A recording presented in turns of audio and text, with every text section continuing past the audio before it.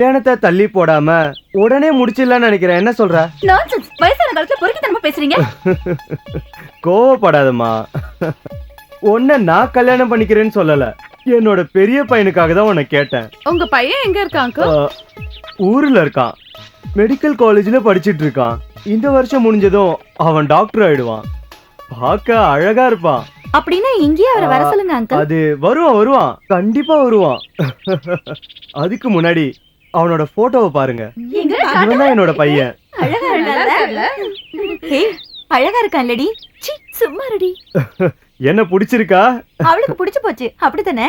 கொஞ்சம் தள்ளிக்கணும். எனக்கு என் மருமகளோட கொஞ்சம் தனியா பேச வேண்டியது இருக்கு. போயிட்டு வா. வேண்டாண்டி. ஓ வருங்கள மாமனார் தானே, போயிட்டு வா. வாமா, சொல்றது கேளு. வா. உன்ன மாதிரி ஒரு பொண்ணு எனக்கு பொண்டாட்டியே கிடைச்சா, இல்ல மருமகளா கிடைச்சா நான் ரொம்ப சந்தோஷப்படுவேன். உங்க வீட்டுக்கு மருமகளா வரதுக்கு நான் தான் கொடுத்து வச்சிருக்கணும்.